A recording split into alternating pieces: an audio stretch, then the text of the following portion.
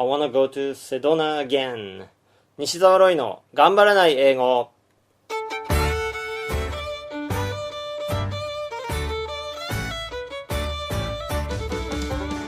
このコーナーはイングリッシュドクターの私、西澤ロイが英語をキーワードに様々な方にインタビューするコーナーです。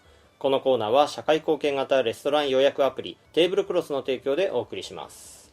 最初、僕はI wanna go to Sedona again. またセドナ行きたいなと言いました。皆さんセドナってご存知でしょうか？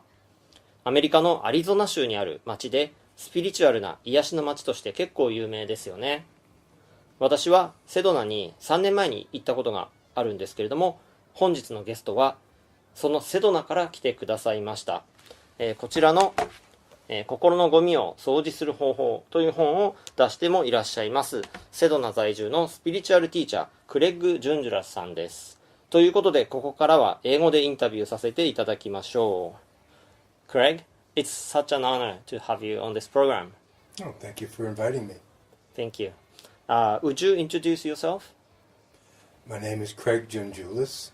I'm 65 years old.I've been coming to Japan for about 8 or 9 years.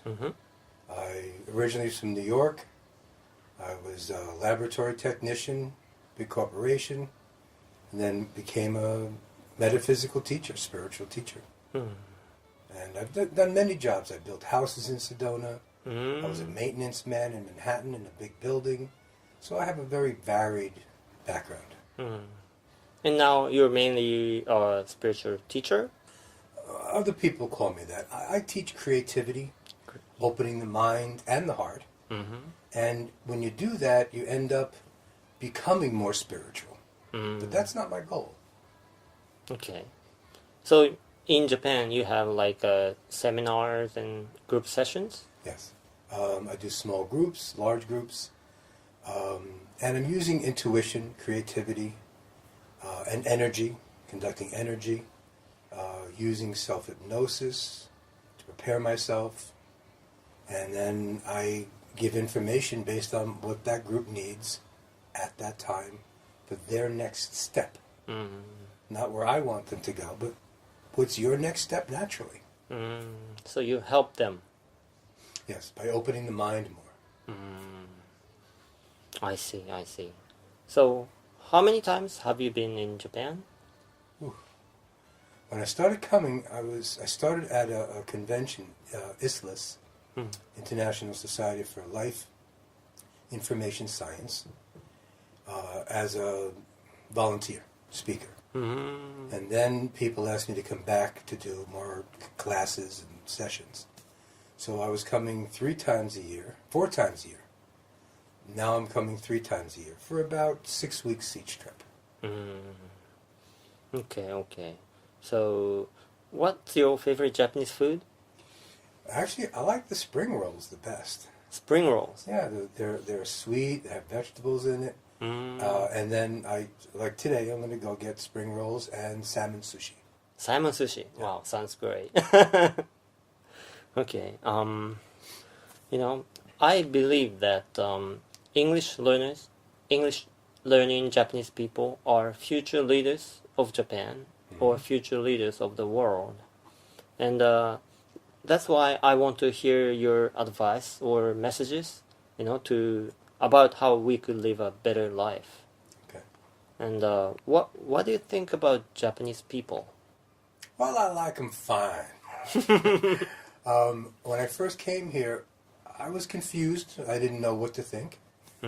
And what I saw first in the eyes was the heart.Wow, there's such a genuine, heartfelt response to questions. I also saw restriction. So mentally, I saw very tight thinking. But emotionally, I saw this beautiful flower in the heart. So I said, what's my job?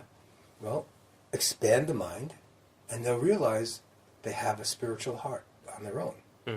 So that's how I started teaching.But my response now, after all these years, it's kind of the same. There's a natural, heart-oriented way of being here. And there's also the helping of others is very natural in the society. And I admire that. Okay. And you're a spiritual teacher, and I'm an English teacher. But well, actually, I call myself an English doctor. But we are teachers, and so my next question is about learning. Right.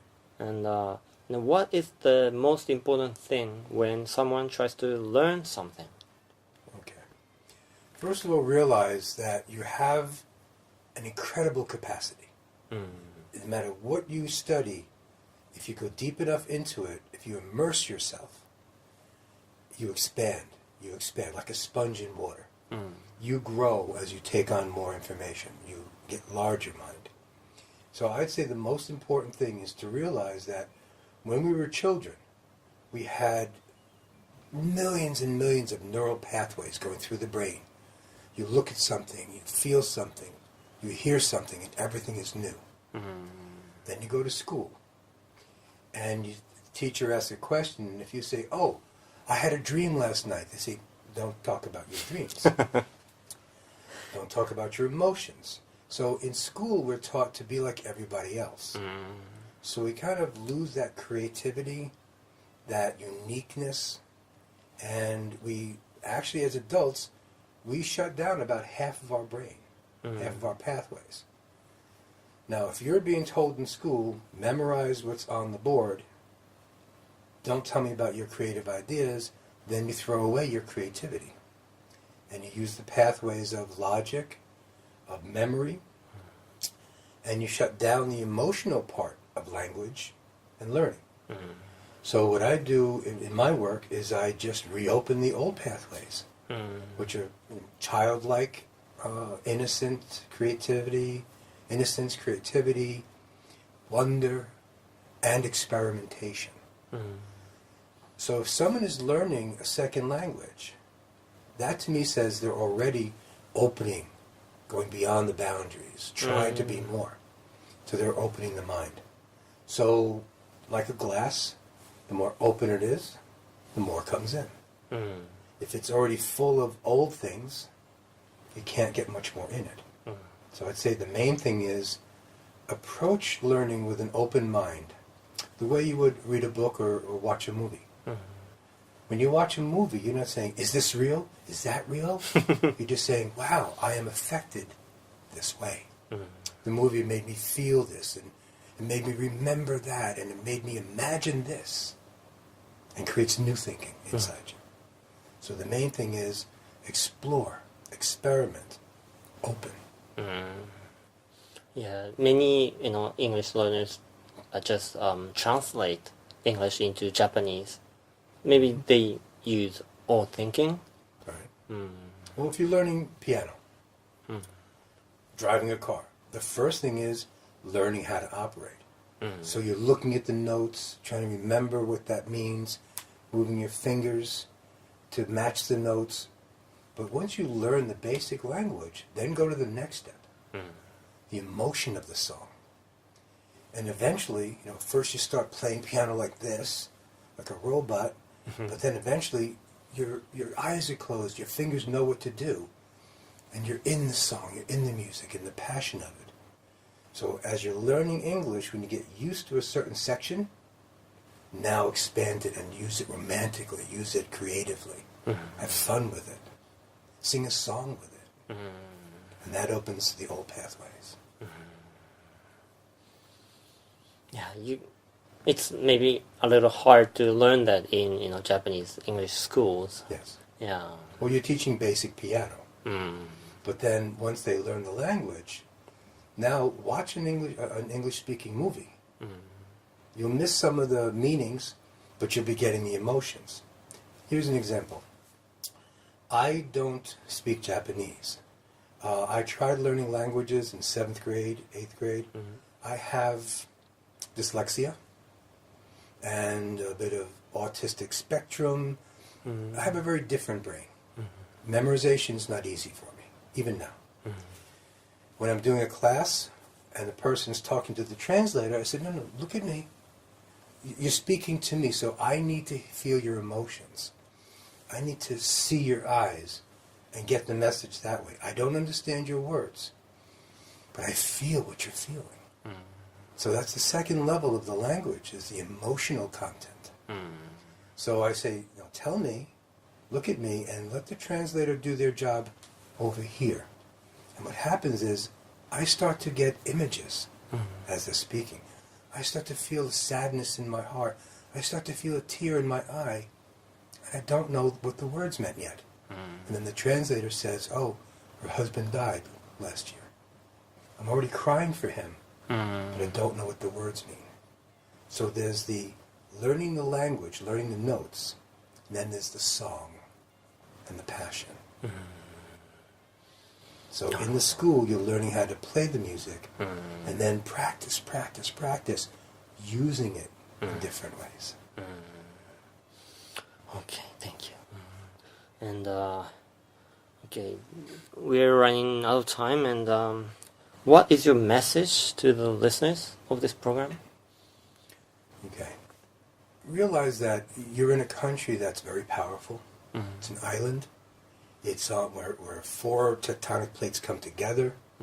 There's the earth breathes underneath. There's a lot of power coming through here. So a lot of powerful people are born here.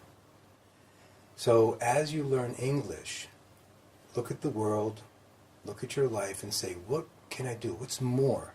What can I do that's more? That helps the whole earth. So I'm doing a simple thing. I'm writing a song. I'm taking an old song from the 50s, 1950s, Earth Angel, and I'm changing it into Earth Changes. And I'm going to send it to Al Gore. And it's about pay attention to the earth changes and how can you help. So find a cause, find a second purpose, something you can contribute to, a children's hospital, anything that extends you. And then if you're learning English, do it in a place that speaks English, and that pulls you into higher knowledge. So for the people of Japan, I come here to help people open their hearts, open their minds more, because I believe you have something to offer the world. That's why I'm here. So find the cause. Even if it's a small one that gets you started, and you connect with other people that have a similar intent, and then you lift each other up. Instead of just being alone, trying to learn something mechanically. Passion. Thank you very much. いや、もうそろそろお時間となってまいりました。クレッグのですね、セミナーとかセッションに興味がある方は、カタカナでクレッグ・ジュンジュラスというふうに入力して、ぜひ検索してみてください。クレッグのイベントを主催しているクラブワールドさんのページが見つかると思いますので、それをご覧いただいたり、あとはですね、こちらの本ですね、心のゴミを掃除する方法、こちらが主婦の友社から出ておりますので、興味がある方はぜひ読んでみていただけたらと思います。ということで、本日のゲスト、あっという間でしたけれども、心のゴミを掃除する方法の著者であり、セドナ在住のスピリチュアルティーチャー、クレッグ・ジュンジュラスさんでした。Craig, thanks so much for coming on the program. Thank you for inviting me. It was fun. Thank you very much. 以上、西澤ロイの頑張らない英語。お届けしましたのは、イングリッシュドクター西澤ロイでした。次回の放送は12月9日です。See you on December 9th. Thanks a lot for listening. Bye bye. Bye bye. 西澤ロイの頑張らない英語。このコーナーは社会貢献型レストラン予約アプリテーブルクロスの提供でお送りしました。